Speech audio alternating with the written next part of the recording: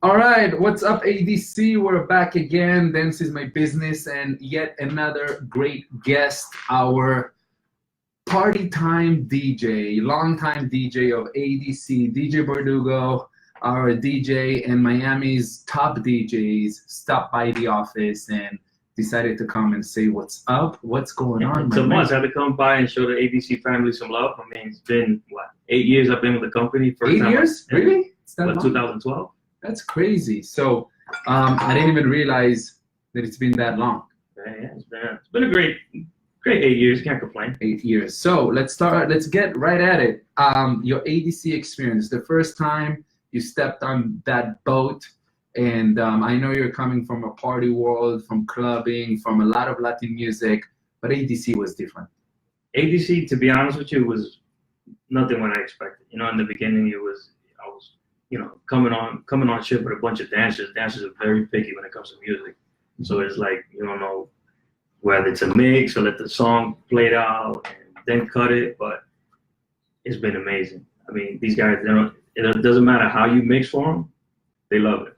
The music love. We never threw you into like the social dance, serious salsa or bachata rooms right off the bat. We put you where you feel more comfortable with the party aspect. So I had a couple crazy sets, with the social. The socials? Yeah, but I mean, once I seen the first two songs that I mixed it and it cleared the dance floor, I was like, okay, no, it's not gonna work. Just had to let the whole 3-4 minutes play out, and that's it. And does it? I mean, with all sincerity, playing for dancers with the ADC energy, is it any different than playing in a club, or it's the same, or you feel like the energy is different? I say it's the same. Same. You know, you go to a club, you go to have fun, you go to party, and so everybody in ADC, they go same mentality. You know, they're going to have fun, they're trying to party, they don't care, they have fun. Awesome. How did you get into DJing? Well, we talking about 40 years ago. No, I say about 14 years ago. Okay, you were 5. No, we used to. My brother used to have tape decks. Wow. And I used to rip the doors off. You know, the tape decks, you got to slide it in. There used to be a little door that used to pop out, right? I used to put it in there and then just be like a hard cut, you know, play one, cue the next song, and just from that point on, I said, you know what, I just want to play around with music. And do you remember the first party you DJ at? The first party was an all ages party. And where? On Hollywood and Dixie Highway is a club called Gemini's. Okay, you're taking us way back. Okay. Gemini's, and we used to do all ages party. It was called La Resaca, the Hangover. Mm-hmm. And you know, we used to promote it in the school, and whenever the next day there wasn't any school, the day before we'll have a party. Nice. And it was me and a group of friends from high school, and just decided to do it. What is it about DJing that you like so much? Because, by the way, not a lot of people know. I used to DJ for a little bit, and it's a lot of fun. Obviously, when I was much younger, it's a certain lifestyle. You need to stay up at night. You need to deal with people requests. You really need to like it and love it in order to do it consistently and over time. And yet, you know, obviously you do. Yeah, so. No, it's tough. I mean, but you do it for the love of music. You know, once you DJ and have a couple of drinks, you just disconnect, and it's all about you and the people in front of you. Music. Nice, the music, and you're drawn to Latin music more than anything. Yeah, you know, that's mainly what I grew up on. You know, everything has always been Latin, salsa, merengue, bachata. I mean, I have nothing against the hip hop. If I have to play hip hop, I'll play hip hop, reggae, stuff like that. It's not a big deal. But my main thing is Latin. Whatever to get the crowd going, yeah, right? Whatever it is we got to do, we do it. All right, and now how do you find the scenes today versus those days of that place in Hollywood that you used to DJ? Did things change? It's changed a little bit. It's gone more urban now. Mm-hmm. You know, we don't, clubs in today are not like it was before. You know, people go, back in the day, they used to go to dance and, you know, be social. Now it's just more, you know, urban status, VIPs and stuff like that. Nice. And specifically, you know, the theme here is the whole dance is my business and people that dance is their business. We had a couple of DJs here, and I'm just curious, you know, it's so easy nowadays. If you want to be a DJ or a photographer or a videographer, you go, you buy, you know, fancy equipment. It costs some money, but that we all know that does not make you a DJ. Right. You gotta do your homework. Right. You know, you just can't wake up, you know, go to the Apple Store, buy a computer, and buy a bunch of edits, and that's it. You're a DJ now. You gotta do your homework. So what does it take? You have to go back, man. You learn the music. You know, if you're gonna play for a group of salsa, right, salsa lovers, you can't just walk in with a Mark Anthony mentality. Right. You gotta go by the Gran Combo, Ignite Miranda, you know, Jerry Rivera, the legends, El Canario. You gotta learn those basics before you want to go on and. Yeah, and I'm like a typical cruise DJ. When I go on regular cruises and I ask for some salsa, or the guys with me ask for some salsa, oh, of course we got salsa. I got you. And then the next song comes out. No, that's a good scenario, Mark Anthony. Are you kidding me? They play Suavemente or something, you know. That's tough. And but cool. So DJ came a long way, also equipment-wise, and you know, mixes. It's not the same. No, it's not. I mean, back in the days, we used to have CDs. We used to walk around with. Back in the day, we used to have CDs. That's relatively not too long ago. No, yeah, it's been a while, because ever since Serato came out, you know, they made it easier for us to USBs and just have all the music MP3 with us. Because man, walking on the ship or walking anywhere with 4 or 5 books, 250 CDs a piece, it's insane. It's tough. And God forbid that one of those CDs was scratched. Oh man. Or the notes are not there. Oh my God. I had a chance a few years back to be on stage with a very famous DJ, a DJ that makes 300,000 to play, and he showed up like a regular person with hands in his pocket, literally nothing. Like I remember we used to carry CDs and all the little things. Boxes, like cases. He literally showed up with nothing on his neck. He had a tiny USB, you know, like a nail thumb kind of size USB, and he's like, I'm good to go. And everybody, like, you sure you have it? I'm good to go. He literally plugged in that tiny USB into the mixer, and he obviously gave an amazing set. But it's crazy. It is crazy. I mean, the technology, man. From back in the days, we went from tapes. From records, tapes, CDs. Now we on MP3. You can just show up anywhere with a little hard drive. Right. Plug in and go for hours. So for the up-and-coming DJs that want to be good, but also want to stay for a long time, you know, like DJ full-time and just be relevant and be asked to DJ, and you just got hired in New York. I want to hear about that. But what would you recommend somebody that is getting started and want to be a successful DJ? Getting started, like I said, man, you know, learn your music, because you just can't go up there and, you know, most likely you're going to be a new DJ. You're not going to be prime time just for an hour. You're going to be asked to play for at least 4 or 5 hours throughout the day. Throughout the night.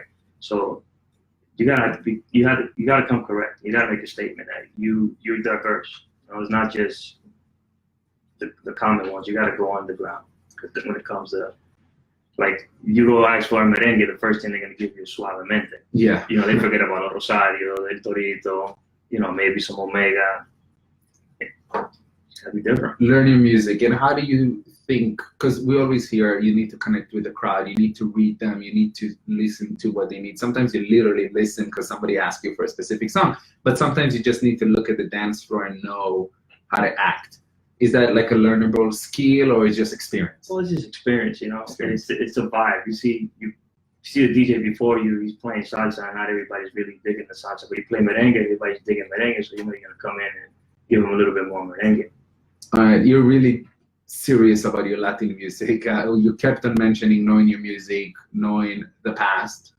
How's the future look like? It's the same thing with hip hop also. You know, you just can't come in and play today's hip hop. You know, you see this. Oh yeah. It's crazy. You play a lot of today's hip hop, and the people's just like, no, okay. But you play the '90s, and it's a complete different reaction. Right. But you have to learn your music. You know, you have to know you can go back that far and what songs to play from that era. Do you like today's music, hip hop, salsa, bachata, or you like more? I say, you know, I'm classic. I'll stick to classics. Classics. What changed? Everything. I mean, the production, words. I mean, now it's just more, if you're not talking about jewelry and home and crap like that, is Yeah. It's garbage. My personal opinion. I still play it. You still play. But I think I asked you the most questions in a 5-minute span because we're like quick here. Working with the radio, how it's like? the radio was tough. The radio, I did 7 years on the radio, and it was tough. I mean, it was very interesting. It was fun, but it was tough at the same time because everything, you have to be like on point. They tell you you have 8 minutes of music and 3 of commercials. Mm-hmm. So you got to know, you got to pick the top 8 songs right now and go for it, because on radio, everything is a marketing decision. You can't play something from back in 1990 that wasn't hot then. Is planning the radio for the radio at a station with literally no people around you, is it better? Because for me as a non-DJ, I'm like, hell, I mean, I don't know if it's a good job, okay, but I'm sure there's like benefits for it. But I mean, DJ without the crowd, it's boring. Yeah. But you got to put it in your head that you're DJing for the masses. You're DJing for a couple of thousand, 100,000 people that's listening. Yeah, in a good case scenario, sometimes less, sometimes much more. But maybe now with technology and social media, that people can literally respond or comment or share, like when you're live or tweet. And we used to have a text line. That feedback. Oh, you had? Yeah. So whenever we was live, we have a computer on the far left with a text line, and people would request, and we're just. That's if awesome. It was something that we can play on air, we obviously play it. I guess that fueled you up when you got like 15 texts in a second, and you're like, oh, people are listening. Yeah, that, and also social media. Back Facebook was really, it was really popular then. Cool. No, I mean, so many aspects. So if you're getting started with DJ, get the right equipment, but do your homework. There are seminars nowadays, or like places that you can go and learn how to like really understand music. And like these big timers, they come down and they do seminars, and they teach. They also have Scratch Academy. Okay. And they have a couple places there. Is it worth it? Is it like something that will benefit you as a DJ, or it's like entrepreneurship? Yeah, you can go and get a degree in entrepreneurship, but at the end of the day, you really need to experience it. You could benefit because, I mean, you have to, it also depends on what type of person you are. Some people, you can show them as much as you know, and they'll take certain things and they'll perfect it and add their season to it. Right. Cool. So, yes or no? Would you recommend? No, not yes or no. You can say more, but would you recommend DJing to everybody? Everybody that likes music. Hey, you know what? If you like it, go for it. Go for it. You can't tell somebody no. No, of course. Do it. You like it. You feel it's in your heart to do it. Then go for it. Nice. Eventually, the world will give you a reality check when you see it's not. Oh no, 100%. But how do you deal with that reality check? Do you keep on pushing? Do you? Oh, it depends on how bad you want it. If you really want it that bad, then you keep pushing until you get it. Not much different than anything else in life, pretty much. Yep. Take me back, because I value so much the fact that you're coming as an outsider into the ADC scene, which this is the micro, but in the macro, it's the dance scene in general. We travel to different congresses. We know what to expect. We know how the social dance scene works and the faces and everything. From an outsider, somebody that, correct me if I'm wrong, before ADC, you were never exposed to that level of dancing and people that really take it that serious. How was that experience going on the ship? It was pretty crazy. I mean, the energy, I was able to deal with it because, I've done the arenas and stuff like that. But when it came to that specific event, I was blindsided. Like what? Because you've been in the biggest arenas. You've been in arenas with like 17 top performers back to back playing. You've been in parties. You're a DJ. You live in Miami. You know the good life. What was like to impress you? To be honest, when we was in the terminal and I seen everybody was like ready to turn up, I was like, wait, this is not as bad as I think it is. Yeah. And then we get in there and in the atrium, I see everybody dancing. In the pool deck, it doesn't matter what time it is, and everybody was just dancing. It was like, you know what? It's not as bad. Oh, so you thought it's bad? No, I thought it was going to be bad because my first cruise, they told me it was like, it's a salsa dance cruise. So back in my mind, I'm thinking, it's like, you know what? Just a bunch of salsa dancers, and all they're gonna want to hear is salsa, 4 minutes of salsa, and then when you don't play the right salsa, they trashing you. Yeah. So I was a little nervous about it, but once I seen the vibes, everything changed. All right. You just mentioned our secret sauce, which is the people. We can bring the biggest concerts, we can bring the biggest DJs, give away whatever you want to give away, but that's true. The hype is right now. Right. You go on our Facebook group, like people are so excited about the cruise and the theme party. So it's always fun to hear from somebody like, that never experienced the cruise before or the scene in general, like how they see it. What was your favorite moment in 8 years, right? So your favorite ADC moment? Don't be nice now. Like no, the truth. I'm blunt. My favorite, it's always the pool parties. Okay. But my all-time favorite was when we did the wristbands. Okay. For the anniversary, was it? Yep. The anniversary. It was amazing. Everybody showed up. Nobody else had people in their room. Everybody came to the pool deck, and it was just amazing. Colors. It's just I want to go deep in that experience. Details. Yeah. Well, just the whole fact that we just blacked out the pool deck, and all you see is just the wristband and you playing around with the colors. I thought that was just. I've never seen it, not even in the clubs. In the club we usually see the little foam sticks and stuff like that. But which we do too, but it depends on the party. Yeah, but still, that took the hats off for you on that one. Nice. Any special moments on ADC? People that you met, artists that you connect with, like 8 years. That's not a joke. It's 8 years of experiences. You sit here with any of the guys here of the team. We're gonna share stories, and oh my God, remember that time there? Well, there's a lot of behind the scenes that we can't be sharing to the public. Share with the public. This is just our 80,000 closest friends. Oh, right. What was it, man? You gotta put me to think now. 8 years. The theater and the performers. Moshe, I've been in all kinds of concerts, but never seen it. Will is asking for you to speak louder, so because the computer is not connected to the mic. So it's not? Yeah. Oh, the problem is he's deaf. Your second half is deaf. Okay, so go ahead. Sorry. Come on. Whoa. Wow.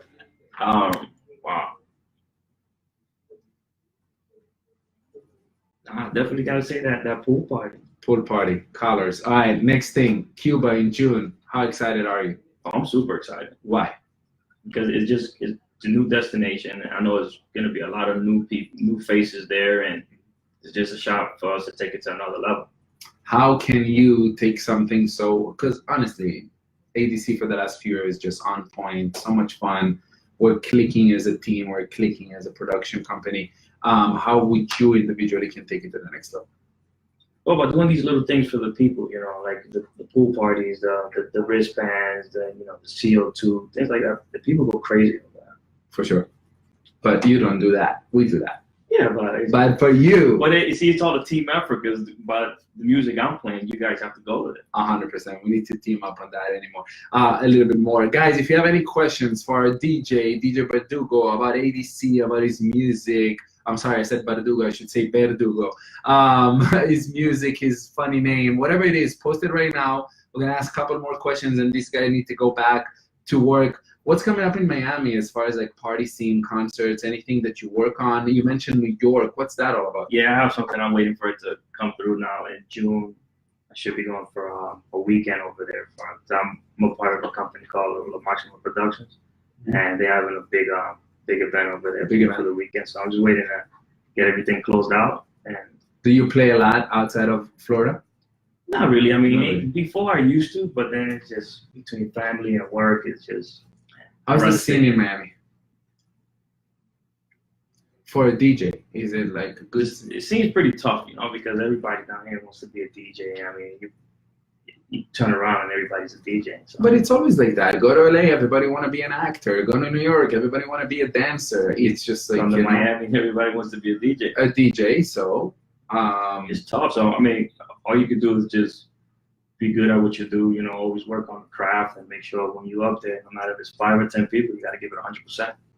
Nice. So you giving 110, you said, percent or 100%. Where's Berdugo in 5 years? Berdugo in 5 years. I mean, I've done the big events. I've done the radio.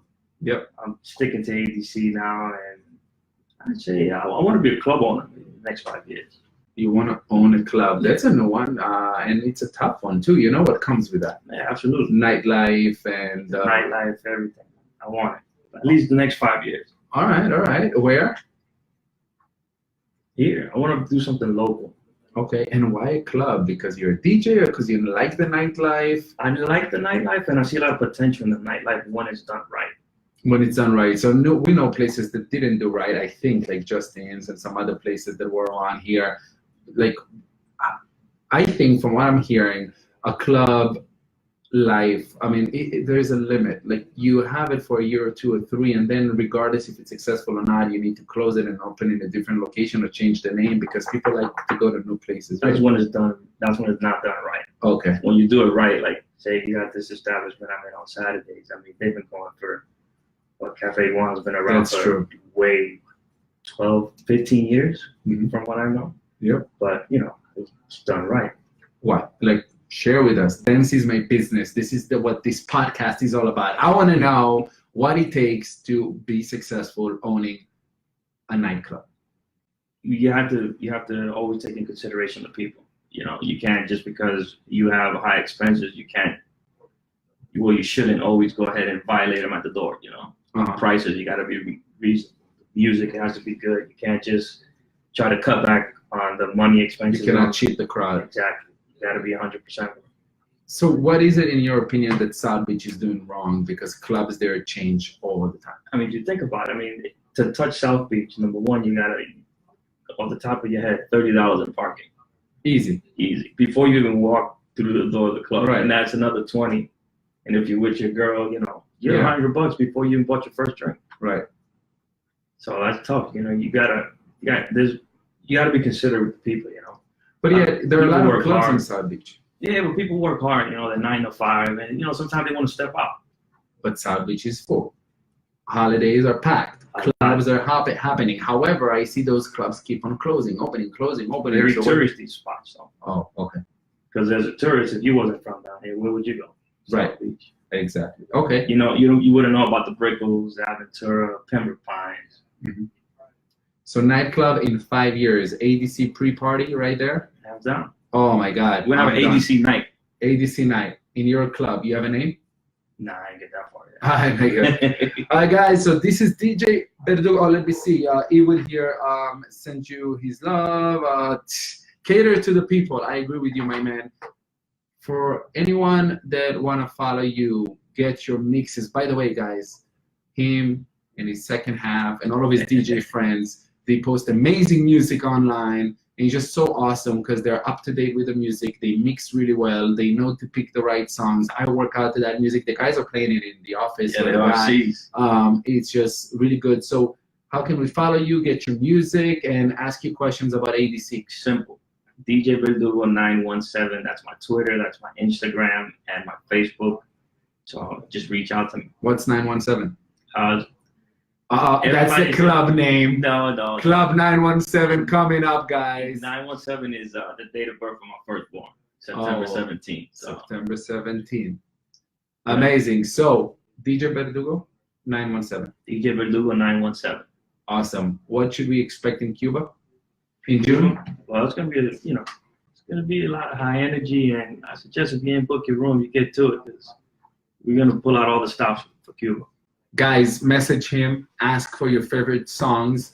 Soon we're gonna post our schedule and when he's gonna play and when. And most importantly, on June 13, but in June's cruise that we have, we're gonna have a set dedicated for DJ Berdugo's birthday. I think my better half is going to be on there too, huh? Damn. Ewell is going to be around the bar at that time. You're going to be DJ. So, guys, his sets are already hype and high energy as is. You can only imagine what's going to happen with an open bar and his birthday mixed together at the same time. So, that's a surprise. You just let it off the bat. No, this is just one surprise. Oh. This is how we do. All right. Thank you so much for coming, guys. message him, ask for the songs, and good luck, my man. Thank I'm you, looking man. forward for the club. Thank you. See you guys in June. Take care, guys.